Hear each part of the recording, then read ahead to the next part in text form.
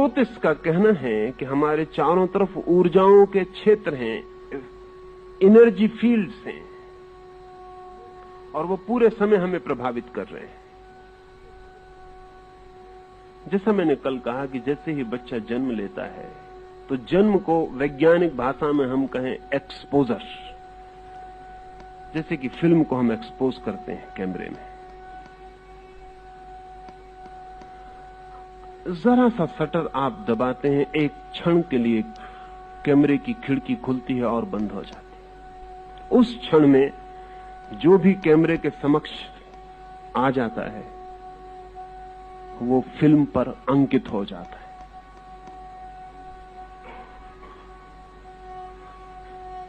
Film expose हो गई, अब दोबारा उस पर कुछ अंकित ना होगा, अंकित हो गया। और अब ये फिल्म उस आकार को सदा अपने भीतर लिए रहेगी। जिस दिन मां के पेट में पहली दफे गर्भाधान होता है तो पहला एक्सपोजर होता है।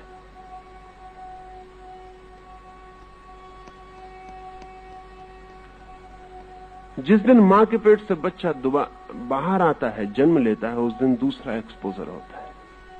और ये दोनों एक्सपोजर उस संवेदनशील चित्त पर फिल्म की भांति अंकित हो जाते हैं। पूरा जगत उस क्षण में बच्चा अपने भीतर अंकित कर लेता है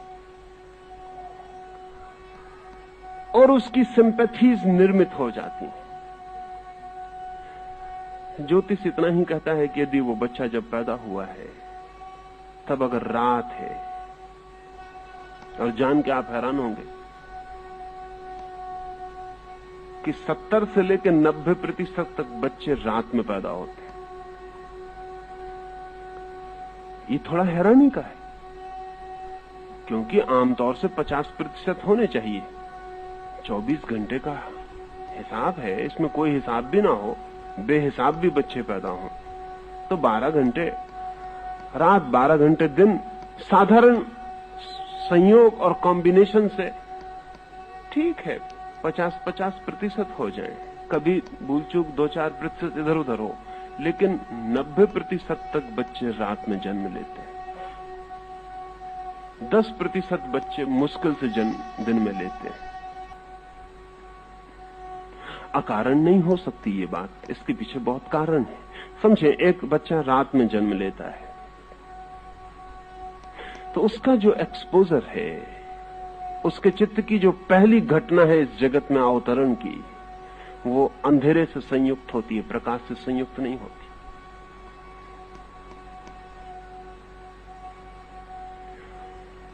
इस सिर्फ उदाहरण के लिए कह रहा हूं, क्योंकि बात तो और विस्तीर्ण है।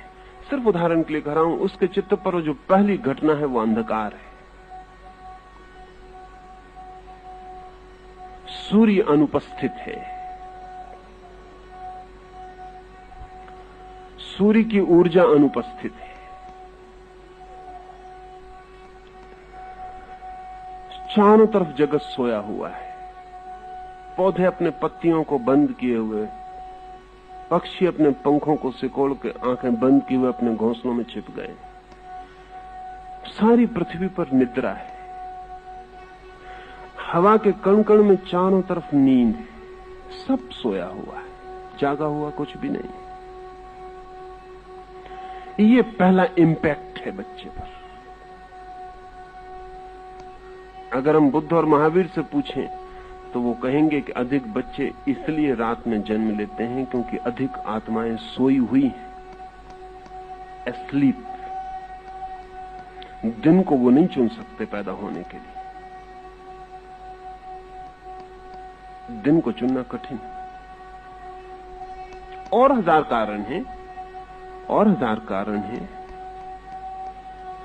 एक कारण महत्वपूर्ण है ये भी, अधिकतम लोग सोए हुए हैं, अधिकतम लोग तंद्रित हैं, अधिकतम लोग निद्रा में हैं, अधिकतम लोग आलस्य में, प्रमाद में हैं।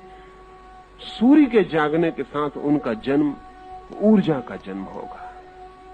सूर्य के डूबे हुए अंधेरे की आड़ में उनका जन्म नींद का जन्म होगा। रात में एक बच्चा पैदा हो रहा है तो एक्सपोजर एक तरह का होने वाला है। जैसे कि हमने अंधेरे में एक फिल्म खोली हो या प्रकाश में एक फिल्म खोली हो, तो एक्सपोजर भिन्न होने वाले। एक्सपोजर की बात थोड़ी और समझ लेनी चाहिए, क्योंकि वो ज्योतिष के बहुत गहराइयों से संबंधित है। जो वैज्ञानिक एक्सपोजर के संबंध में खोज करते हैं कि एक्सपोजर की घटना बहुत बड़ी है, छोटी घटना नहीं है, क्योंकि जिंदगी भर वो आपका पीछा करेगी।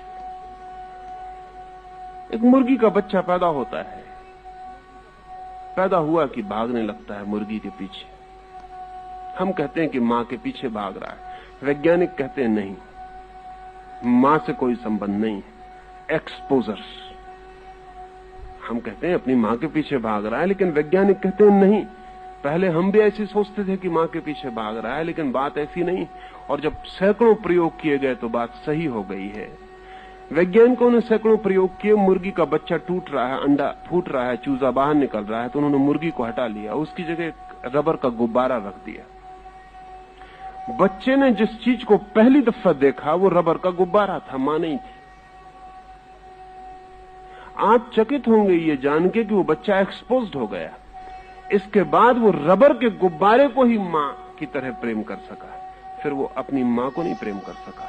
रबर का गुब्बारा हवा में इधर उधर जाएगा तो वो पीछे भागेगा, उसकी मां भागती रहेगी तो उसकी फिक्र ही नहीं करेगा। रबर के गुब्बारे के प्रति वो आश्चर्यजनक रूप से संवेदनशील हो गया। जब थक जाएगा तो गुब्बारे के पास टिक के बैठ जाएगा, वो गुब्बारे को प्रेम करने की कोशिश करेगा, वो गुब्बारे से चोंच लड़ाने की कोशिश करेगा, लेकिन मां से नहीं। इस संबंध में बहुत काम लॉरेंज नाम के एक वैज्ञानिक ने किया, और उसका कहना है कि वो जो फर्स्ट मूवमेंट एक्सपोजर है वो बड़ा महत्वपूर्ण है। वो मां से इसलिए संबंधित हो जाता है, मां होने की वजह से नहीं, फर्स्ट एक्सपोजर की वजह से।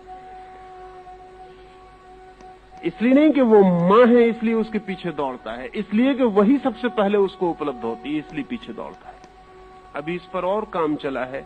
तो जिन बच्चों को मां के पास बड़ा न किया जाए, वो किसी स्त्री को जीवन में कभी प्रेम करने में समर्थ नहीं हो पाते, एक्सपोजर ही नहीं हो पाता। अगर एक बच्चे को उसकी मां के पास बड़ा न किया जाए तो स्त्री का जो प्रतिबिंब उसके मन में बनना चाहिए वो बनता ही नहीं। और अगर पश्चिम में आज होमोसेक्सुअलिटी बढ़ती हुई है तो उसके एक बुनियादी कारणों में वो कारण हेट्रोसेक्सुअल विजातीय यौन के प्रति जो प्रेम है वो पश्चिम में कम होता चला जाता है, और सजातीय यौन के प्रति प्रेम बढ़ता चला जाता है, जो विकृति है। लेकिन वो विकृति होगी क्योंकि दूसरे यौन के प्रति जो प्रेम है पुरुष का स्त्री के प्रति और स्त्री का पुरुष के प्रति, वो बहुत सी शर्तों के साथ है। पहला तो एक्सपोजर जरूरी है।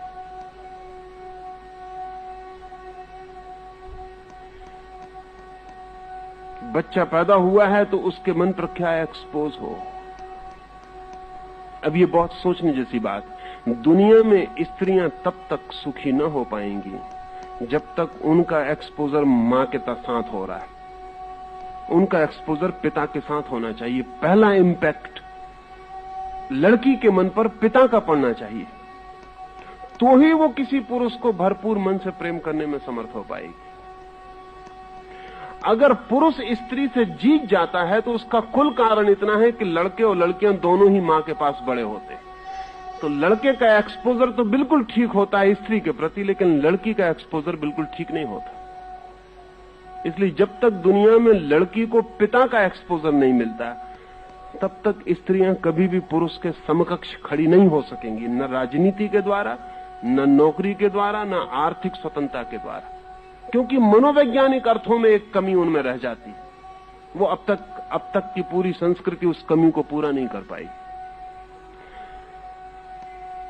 अगर ये छोटा सा गुब्बारा या मुर्गी या मां, इनका एक्सपोजर प्रभावी करता है इतना ज्यादा कि व्यक्ति का चित्त सदा के लिए उससे निर्मित हो जाता है। ज्योतिष कहता है कि जो भी चारों तरफ मौजूद है, द होल यूनिवर्स,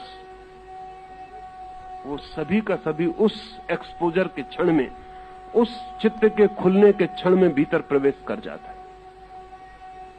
और जीवन भर की सिंपैथीज और एंटीपैथीज निर्मित हो जाती।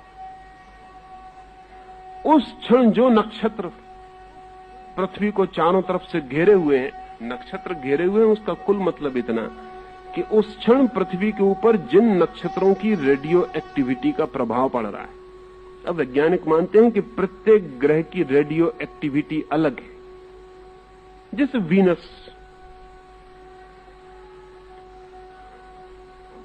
उससे जो रेडियो सक्रिय तत्व हमारी तरफ आते हैं वो चांद के रेडियो सक्रिय तत्वों से भिन्न है। या जैसे जुपिटर, उससे जो रेडियो तत्व हम तक आते हैं वो सूर्य के रेडियो तत्वों से भिन्न है, क्योंकि इन प्रत्येक ग्रहों के पास अलग तरह की गैसों और अलग तरह के तत्वों का वातावरण है। उन सबसे अलग अलग प्रभाव पृथ्वी की तरफ आते हैं। और जब एक बच्चा पैदा हो रहा है तो पृथ्वी के चारों तरफ क्षितिज को घेर कर खड़े हुए जो भी नक्षत्र हैं, ग्रह हैं, उपग्रह हैं, दूर आकाश में महातारे हैं, वे सब के सब उस एक्सपोजर के क्षण में बच्चे के चित्त पर गहराइयों तक प्रवेश कर जाते हैं।